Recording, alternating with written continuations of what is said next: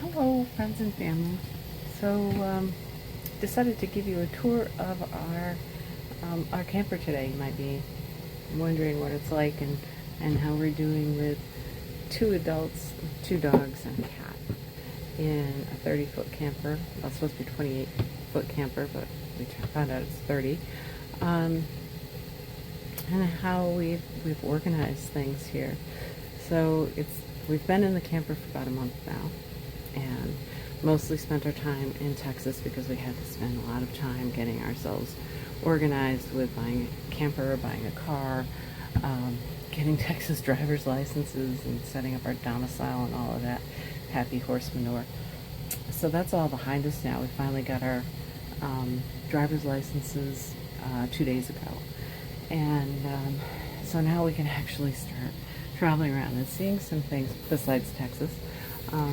Texas is an interesting state. People are absolutely gorgeous here. They are kind, they're generous, they're polite. Everybody carries a gun, which being from Australia is a little, I don't know, well, not so much surprising, but a little nerve-wracking at first. But we haven't seen anybody pull one, so that's a good thing.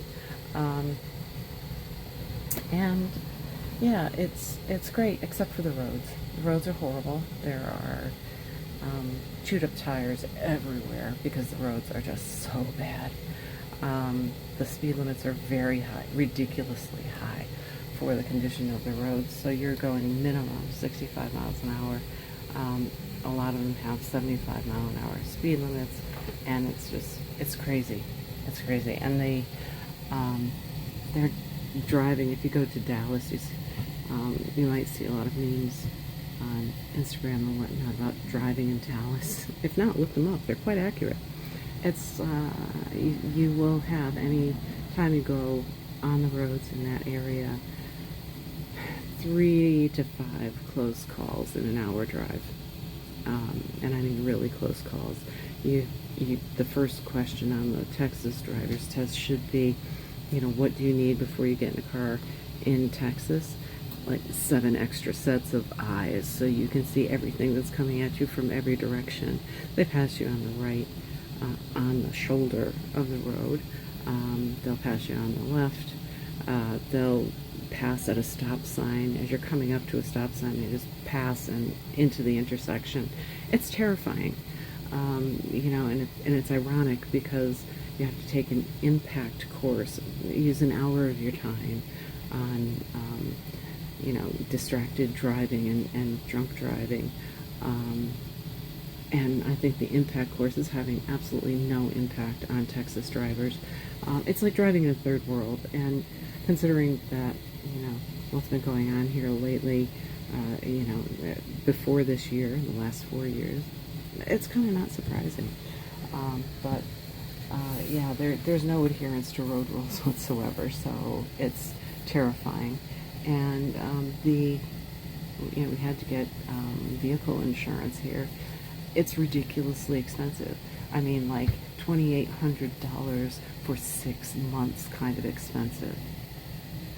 And the insurance companies are basically gambling on whether or not you're going to have a prang, and that dollar amount tells me that they are gambling that yes, you are. You're going to, in 6 months' time, you're going to have, at least some damage to your car to be spending that much in insurance.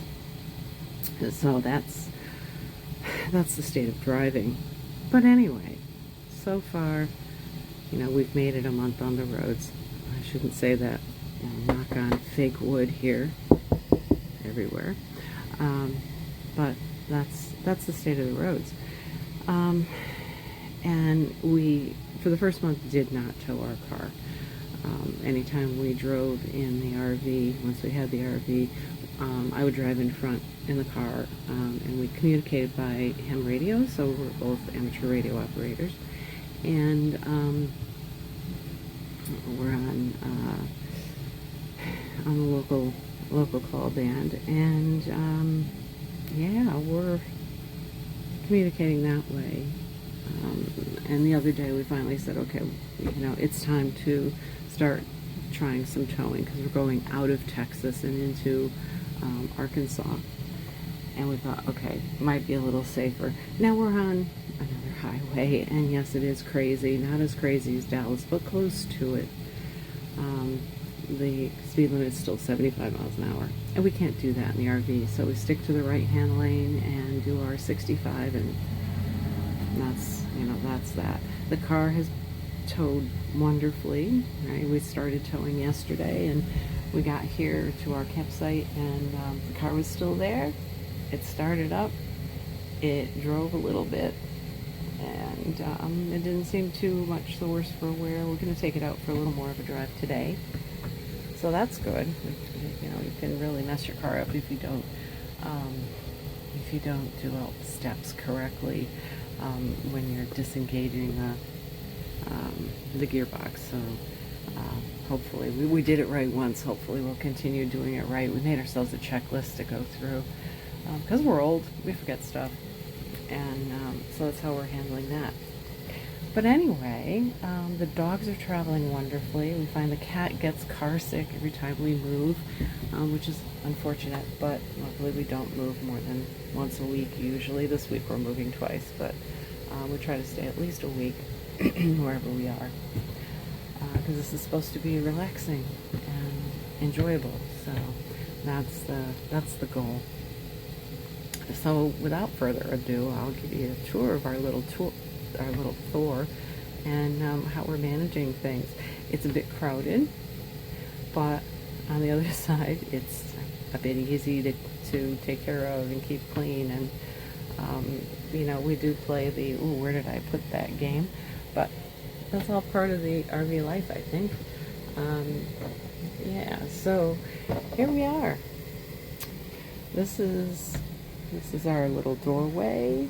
We've got some storage above it, and that's where we keep dog towels and dog things and extra raincoats and things like that. We've got these nice comfy chairs that kick out, and storage above that. And the chairs have nice storage, like right in the middle there, that flips up. And we've got all kinds of magazines. We've got the control for the TV and whatnot in there. We've got drink holders there, and we have drink holders behind the seats too. We've got a nice little blind that comes down so we can keep out the sun or have privacy in the evening. You can see there's speakers there for the TV. And up there is our storage area. So I have my yarn, and we've got our office box, and we've got winter clothes, and we've got the cat's food and whatnot. So the cat likes to live up there. He finds it really nice. The front part we've got closed off at the moment with a privacy curtain because we're parked, and we keep the cat box between the front two seats when we're in here. Over here we've got our little dinette set and our TV, which is right across from our chairs. We've got our this comes down and makes another bed.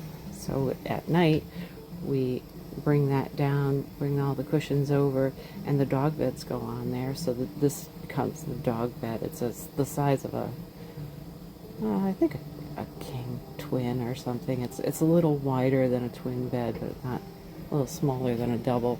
And during the day we store the dog beds in there in the seat, so they're out of the way. That gives us more room. And then here we've got our little kitchen.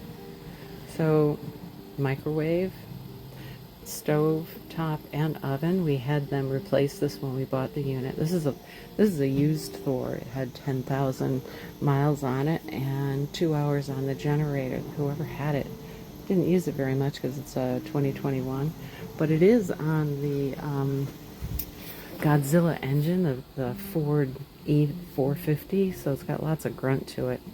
And over here we've got sink, stove, oven, a little storage. I've got a place for spices and whatnot in there, and I have food up there. And then we've got these two drawers under there. And this one I put pots and pans in, And that one is our entertainment drawer. So I've got games, I've got art stuff and whatnot in there. We store the dog dishes under here during the day. You put it in back, so whatever. And at night I put, shoes and whatever needs storage, because that's just like a little box in there. The cat also likes that when we're traveling, because when we're traveling we leave that down and the dogs travel on there, so they have lots of room to be secure.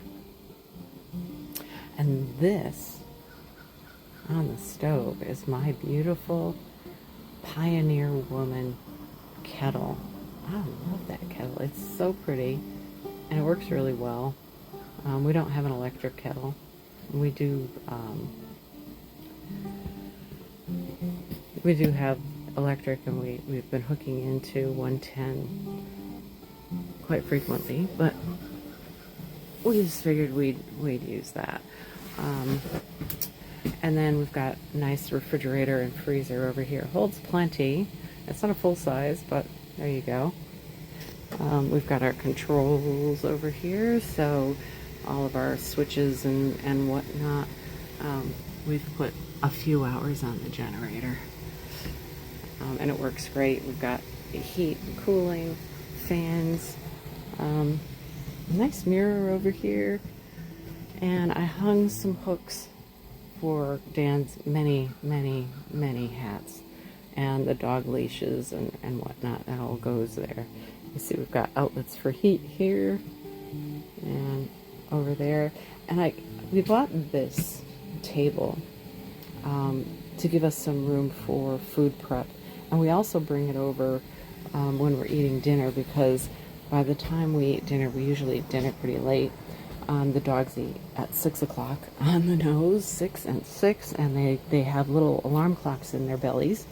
So 6 o'clock comes, they let us know they need to eat. But right after they eat, they go outside, do their business, and then they want to go to bed. So they like to go to bed at 7 o'clock. We're just starting dinner at 7 o'clock. So we end up bringing this little table over and eating in front of the TV. I hate to say, sometimes we watch TV, sometimes we read. And then back here we've got our bedroom. So I've got the bed all made up there with an extra blanket. I figure that's a good way to carry an extra blanket, is over the pillows. It kind of looks okay. And then here's some of the projects that I've been working on. So as you know, or may not know, I love to weave. So I've visited a few local yarn shops, and I started out with a nice sparkly bright colored scarf that I made, and then I moved on to it's kind of a table runner. And it's cotton, but it's very strange cotton. It's very rough and thick.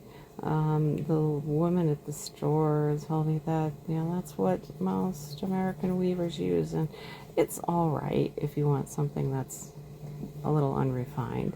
And I made some placemats also to go with that, but it's not what I prefer. I like Maurice Broussard, 8-2 cotton, really nice and fine, and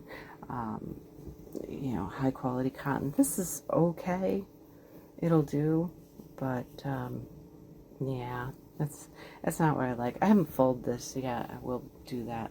It's another project for today. So the bedroom is a bit tight, but it has everything we need. And we put our laundry basket over there. And it has some things we don't need, like another television. Like, how many televisions do you need?